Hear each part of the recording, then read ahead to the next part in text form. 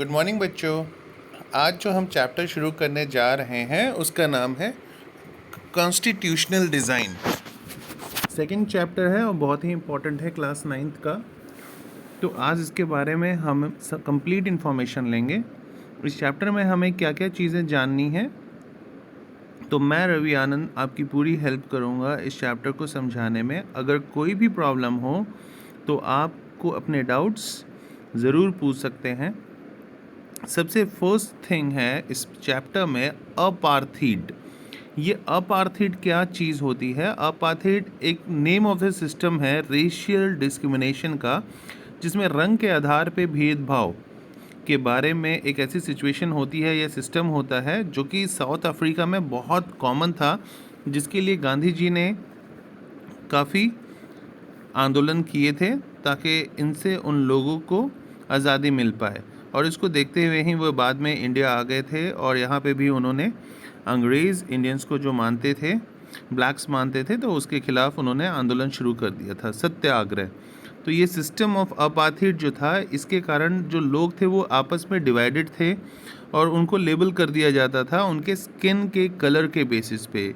इसी सिस्टम को कहा जाता है अपार्थीड सिस्टम। और जो वाइट रूलर्स थे वो नॉन वाइट्स को बहुत ही बुरी तरीके से ट्रीट करते थे। कलर्ड और पीपल जो थे माइग्रेटेड, जो इंडिया से आते थे, उनको काफ़ी इन्फीरियर समझा जाता था, लो क्वालिटी का समझा जाता था। और नॉन वाइट जो थे उनको वोट देने का अधिकार भी नहीं होता था। तो ब्लैक, कलर्ड और इंडियंस जो थे उन्होंने अपार्थीड सिस्टम के खिलाफ आवाज़ उठाई 1950 में, और एक अम्ब्रेला ऑर्गेनाइजेशन के अंडर, उस अम्ब्रेला ऑर्गेनाइजेशन का नाम था African national Congress, ANC। Finally 26 अप्रैल को 1994 में अपार्थीड गवर्नमेंट ख़त्म हो गई, और जिसके वजह से जो था मल्टी रेशियल गवर्नमेंट का निर्माण हुआ। एक कॉन्स्टिट्यूशंस को फ्रेम किया गया जो कि अपने सिटीजन्स को अधिकार देता था ताकि वो चाहे किसी भी रंग के हो, उनमें कोई भेदभाव ना हो। नेल्सन मंडेला वो हीरो रहे थे इस टाइम में, जो स्ट्रगल किया था सभी ने रंग के आधार पे भेदभाव या अपार्थीड सिस्टम के खिलाफ, और उनको 28 ईयर्स तक जेल में रहना पड़ा था। उन्होंने इस बात के बारे में जो वर्णन किया है वो अपने autobiography the long walk of freedom में किया है। कॉन्स्टिट्यूशन ऑफ ए कंट्री जो होता है वो क्या होता है? संविधान।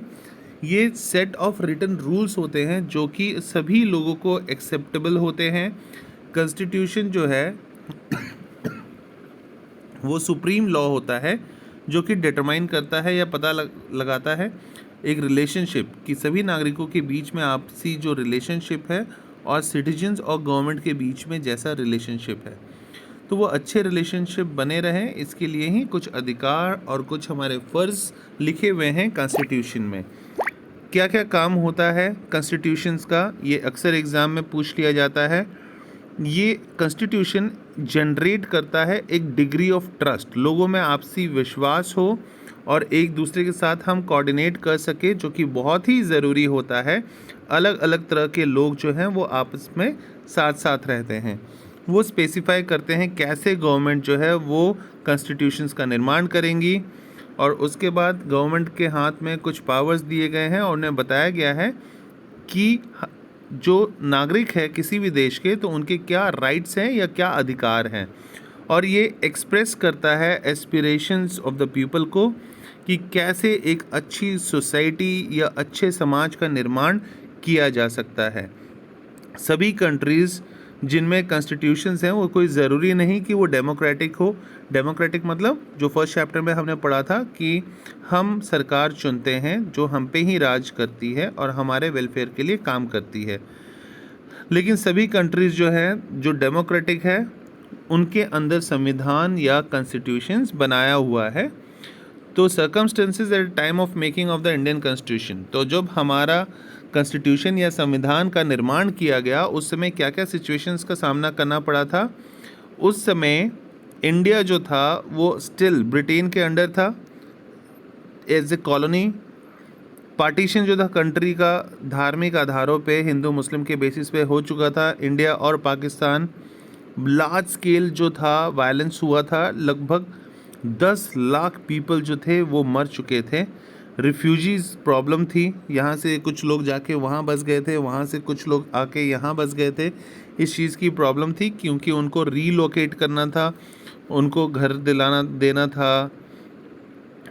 जो प्रिंसली स्टेट्स था, यानी जो ऐसे स्टेट थे जहाँ का कोई राजा था या महाराजा था, उन सबको मर्ज कर लिया गया था, यानी अब कोई अधिकार रहा नहीं था उनका। इकोनॉमिकली एक पुअर कंट्री था हमारा देश, ठीक है। तो ये सारी चीज़ें थी उस समय जब हमारे देश में कॉन्स्टिट्यूशन का निर्माण हो रहा था और जब बाबा भीमराव अंबेडकर ने हमारा कॉन्स्टिट्यूशन या संविधान बनाया था। लेकिन एडवांटेज जो था, वो जो कॉन्स्टिट्यूशन बना रहे थे इंडियन कॉन्स्टिट्यूशन में, उनको क्या एडवांटेजेस होते थे, ये भी एक इम्पॉर्टेंट क्वेश्चन है। तो कंसेंसस जो था वो हुआ हर 10 ईयर्स में, जो है कितनी पॉपुलेशन है, उसके बाद कितना एजुकेशन है किस स्टेट में, सब चीज़ों का एक रिकॉर्ड डेटा मेंटेन होता है। तो कॉन्सेंसस जो था वो था कि क्या डेमोक्रेटिक इंडिया को कैसा होना चाहिए, सबकी चिंताएं यही थी। तो 1928 में मोतीलाल नेहरू, जो कि जवाहरलाल नेहरू के पिताजी का नाम था, और 8 दूसरे कांग्रेस लीडर्स, उन्होंने एक कॉन्स्टिट्यूशन बनाया इंडिया के लिए। फर्दर कराची रिजोल्यूशन जो है इंडियन नेशनल कांग्रेस, उसका किया गया कि कैसे इंडिपेंडेंट इंडिया को होना चाहिए, ठीक है, कैसे होना चाहिए। और उसके बाद बेसिक वैल्यू को एक्सेप्ट कर लिया गया, ज़्यादातर लीडरों ने एक्सेप्ट कर लिया था जब हमारा कॉन्स्टिट्यूएंट असेंबली बना उससे पहले। तो फेमिलैरिटी जो था पॉलिटिकल इंस्टीट्यूशंस, कॉलोनियल रूल, तो वो होना बहुत ज़रूरी था, क्योंकि पॉलिटिकल इंस्टीट्यूशन के बारे में अगर जानकारी होगी तभी हम उस चीज़ को समझ सकते हैं। उसके बाद एग्जिस्टेंस ऑफ कॉलोनियल लॉ, वो भी ज़रूरी था, जैसे कि गवर्नमेंट ऑफ इंडिया एक्ट 1935 में बनाया गया, ताकि अलग अलग जो सिस्टम पूरी दुनिया में प्रेजेंट है, हमने सभी कंट्री से कुछ ना कुछ ले लिया अपने कॉन्स्टिट्यूशंस में, ताकि हम मल्टी फैसिलिटी वाला कंट्री बनना चाहते थे। तो कॉन्स्टिट्यूशन ऑफ इंडिया जो था वो कॉन्स्टिट्यूएंट असेंबली ने लिखा, जिसमें 299 मेंबर्स थे। अब तो पता है हमारा जो है लोकसभा में 545 मेंबर्स होते हैं, उस समय फर्स्ट टाइम 299 मेंबर्स हुआ करते थे लोकसभा में।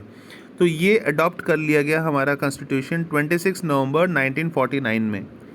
ओके बच्चों, उसके बाद कॉन्स्टिट्यूशन जो है इंडिया का, कॉन्स्टिट्यूशन में डॉक्टर BR अम्बेडकर जो थे वो चेयरमैन थे उस ड्राफ्टिंग कमेटी के, और डॉक्टर राजेंद्र प्रसाद जो थे वो पहले प्रेसिडेंट थे इंडिया के और कॉन्स्टिट्यूएंट असेंबली के।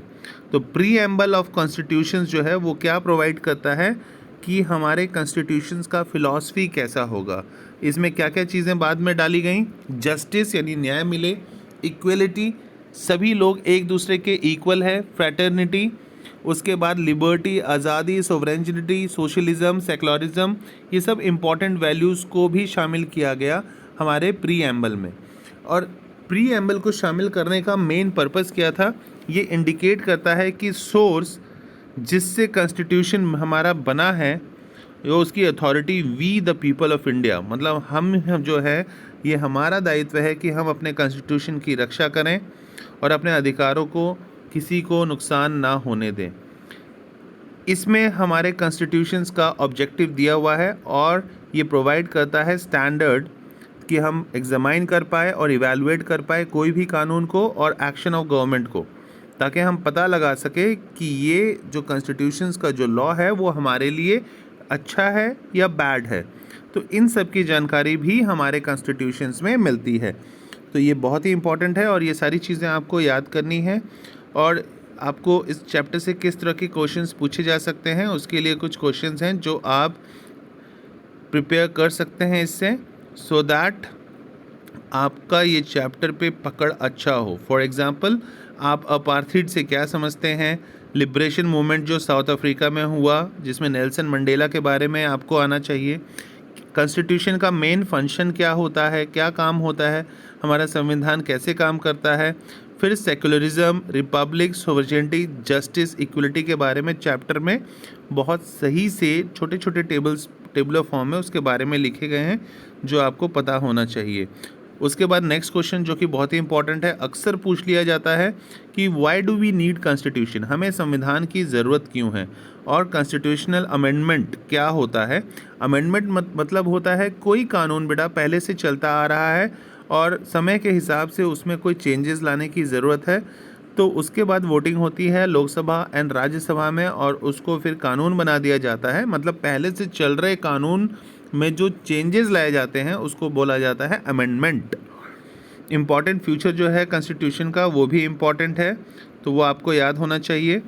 कॉन्स्टिट्यूशन ऑफ इंडिया इफ़ेक्ट में कब आया था वो भी आपको पता होना चाहिए। कितने मेंबर्स थे कॉन्स्टिट्यूएंट असेंबली के उस टाइम पे, 299, वो भी याद रहना चाहिए। और किस कॉलोनियल लॉ में कॉन्स्टिट्यूशंस मेकर्स ने अडॉप्ट किया बहुत सारे प्रोविजंस हमारे कॉन्स्टिट्यूशन में। उसके बाद लॉन्ग 3 to 5 मार्क्स में क्वेश्चंस आ जाते हैं कि आप अपार्थिड से क्या समझते हैं, या liberation movement of south Africa बताएं, या इम्पॉर्टेंट फंक्शन क्या होता है कॉन्स्टिट्यूशंस का। और फिर ये जो टॉपिक्स हैं secularism, Republic, sovereignty, justice and equality के बारे में छोटे छोटे से नोट्स लिखने, और हमें क्यों कॉन्स्टिट्यूशंस की ज़रूरत है ये सब चीज़ें आपको पता होनी चाहिए। आंसर्स जो हैं इस नोट्स में दिए हुए हैं सो दैट आपको ज़्यादा मेहनत ना करना पड़े और आप इजीली जो है उन क्वेश्चन और आंसर्स को याद कर सकें। आई होप आपको ये चैप्टर समझ में आ गया होगा और आप कोशिश करिएगा कि इस चैप्टर को अच्छी तरह से पढ़ने का, सो दैट एग्ज़ाम्स में आपके नंबर कोई भी डिडक्ट ना हो। Thank you very much.